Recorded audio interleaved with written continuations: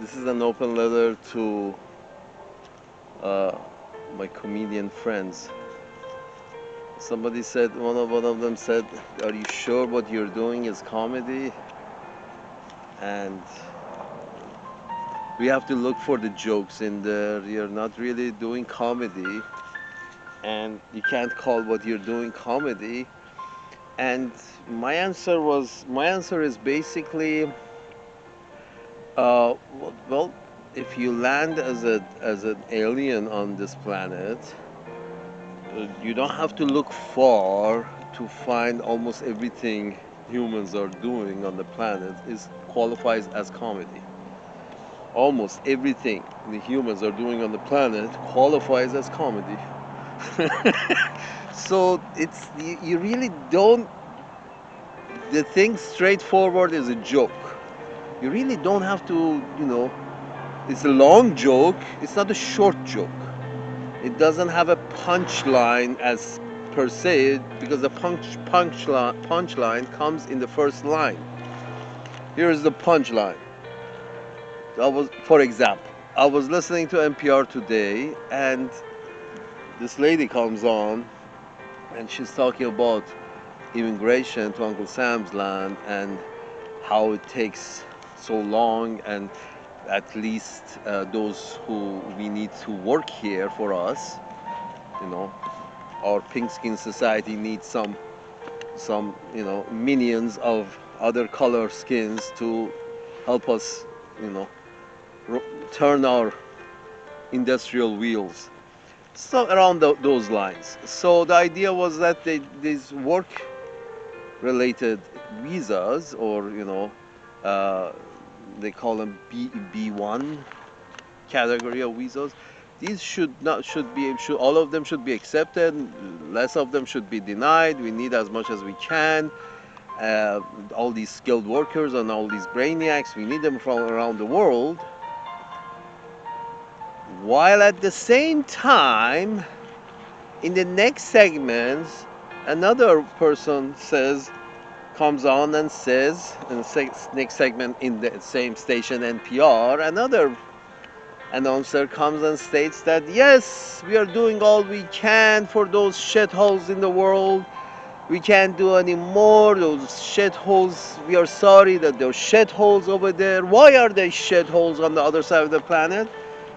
And these two segments, these two cannot talk to each other and figure out why. It's sort of like if the producers of the first segment on NPR about the let's invite more of their brains in, make it easier, facilitate the movement of more brains inside our tribe.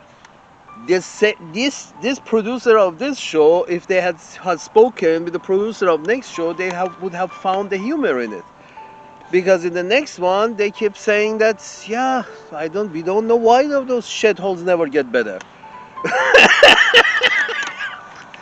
The funny writes itself.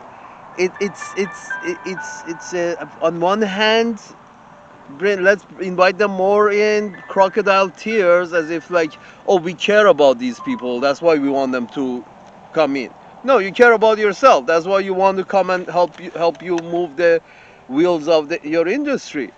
So, but on the other hand, they fail to recognize that, well, one of the reasons, beside the bombing of them, and sending them into chaos and revolutions and bombing them and doing this and doing that. Beside that, whatever CIA does, beside that, you actually pull more as much as you can the brain and the wealth of those other shitholes, and you bring it to your tribe. So you still are wondering why the, those shitholes never get any better. If you every time you remove the cream from the top, exactly when do you think that milk is going to be a good milk? You keep removing the cream, and then you keep saying why those shitholes are shitholes. This is just one example that you really, the whole thing is comedy. The whole thing is comedy. The fact that their own wealthy have moved the production lines to other parts of this planet because they work for cheaper. But like China, like India, like Indonesia, like Malaysia, because they work for cheaper, the wealthy have moved their production line to there. But then now that the population is a bit restless about why we don't have employment, the wealthy are telling them that, no, the problem is there. The problem is China. They have stolen our production lines. Nobody stole your production lines. You moved it over. And your politicians put their stamp of approval on it. You could have kept your production lines. You could have shared the technology, but kept your own production line. You didn't. And you're mad why they stole the technology. Well, you were producing it in their land. Are they at fault for learning how you're producing so they can produce it too? That's a fault? That's a stolen technology? No, they copied you. But the fact that the rich people first send the jobs overseas, and then when their own people become restless, they say, oh, no, no, the problem was they stole the jobs from you. Now let's go fight China. And let's go fight India, and let's go fight Russia, and let's go fight this, and let's go fight. Well, the whole thing is a joke. You don't need to, it's the, the, the whole thing is a joke. First we use them as labor, and then we go to kill them as enemy.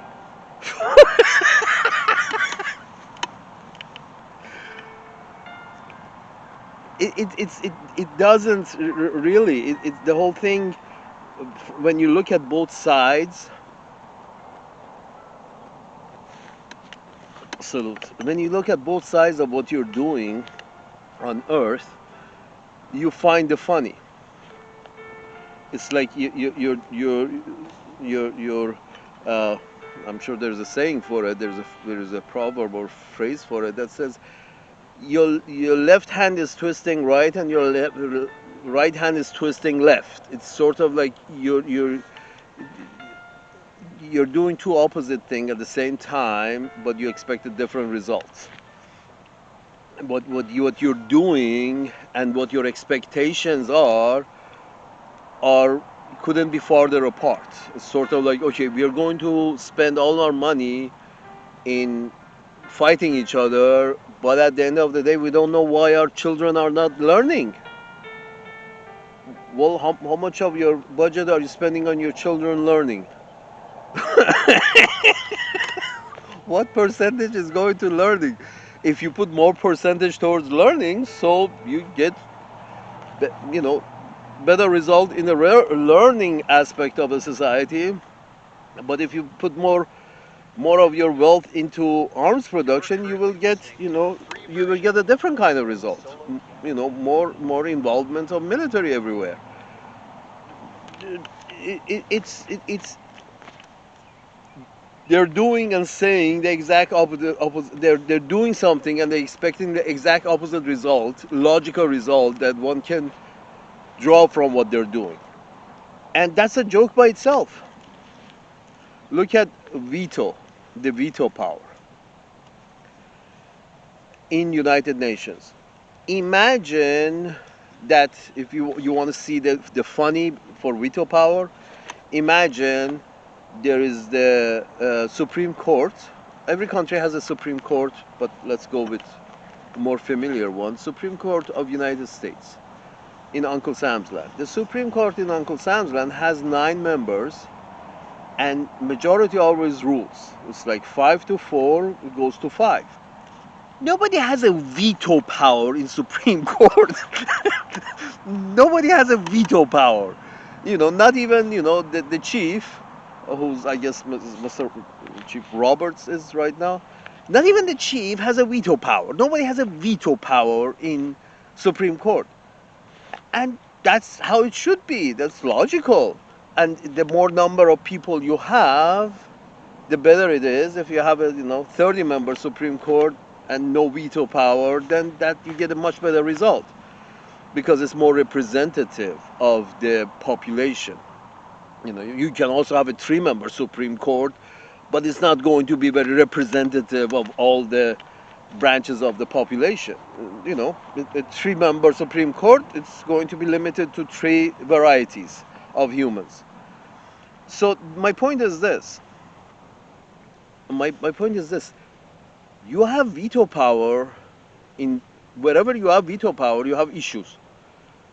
Because one can stand in front of all. That's the rule of minority. You keep talking about the will of the majority and the will of majority and the will of majority, but in action, you have veto power. That's the kingdom. Whoever has the veto power is a king. And you know who else has the veto power? Is in Uncle Sam's land, in the upper chamber of the legislature, the Senate. They have veto power.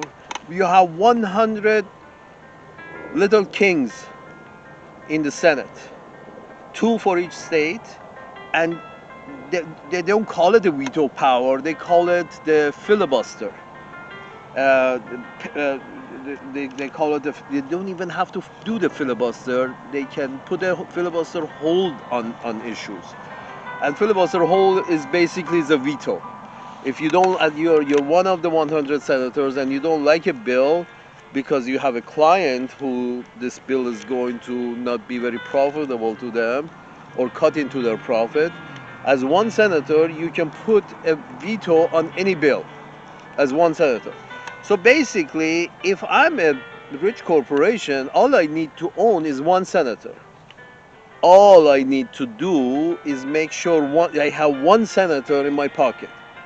Let's say DuPont, let's say Mars, let's say, Dunlop, let's say Walmart, let's say, if all I need is have one senator in my pocket. I don't need any more because every senator has a veto power. They call it the filibuster hold. And nothing gets done basically. It's only things that 100% agree on. I'm sorry, very few things 100% agree on. Very few things. Seriously, in U.S. Senate we're talking about a kingdom. These folks are the aristocrats. Senate, aristocracy, more or less the same thing. Even in the fucking British, they don't elect their senators. The Queen appoints them.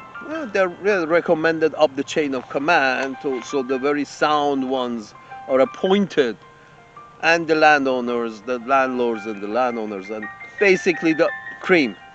The representative of the cream of the society is in the Senate. Even in the fucking British haven't given the senators a veto power.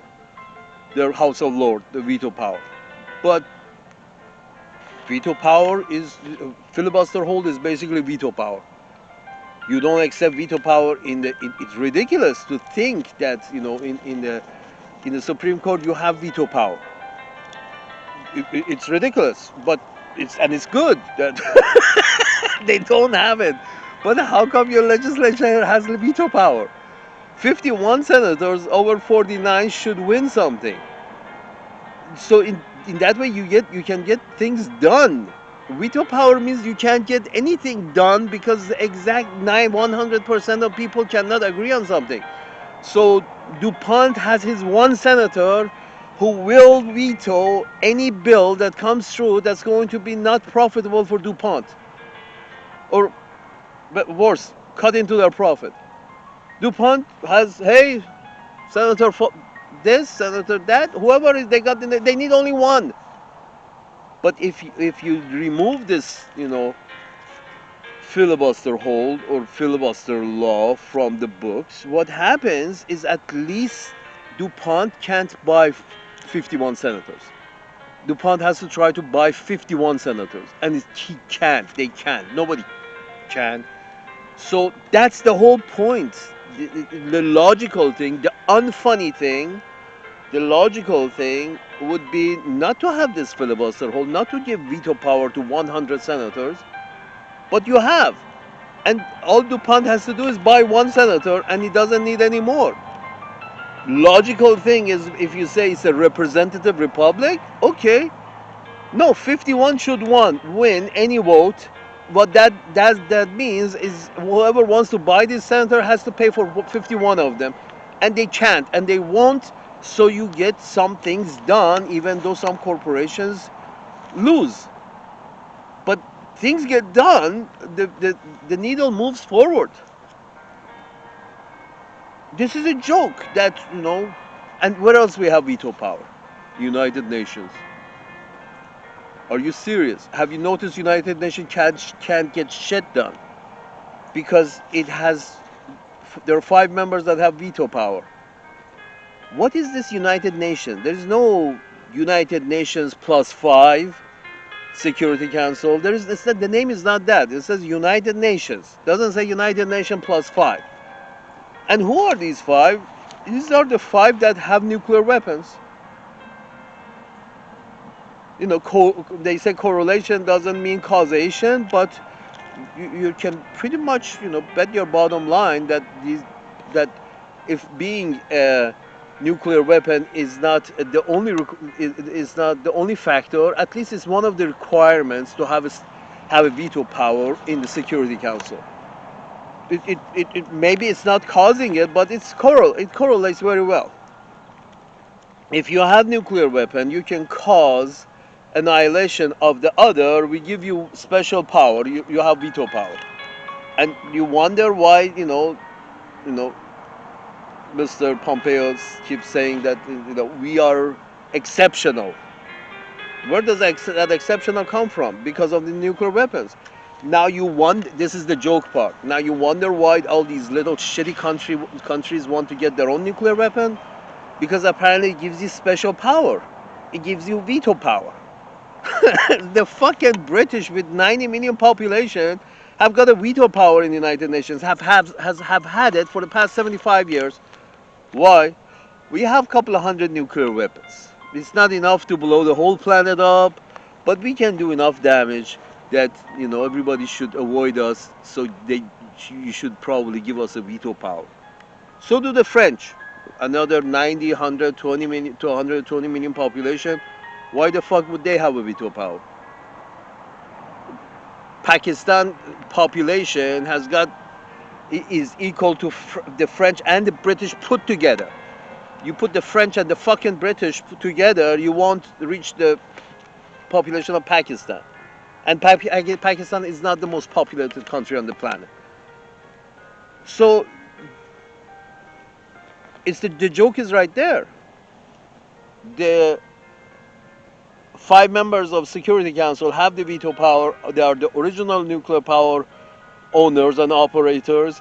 They give themselves a special right of veto, which is a ridiculous right to give anybody. Veto is for the king. Didn't we agree that this kingdom business is not a good idea? So why have 100 senators who are kings in Uncle Sam's land? They all have a veto power. Then you have the United Nations, which the 5 members have the veto power. That's how you rule a kingdom, with the veto power. At least if you make it majority rule, and you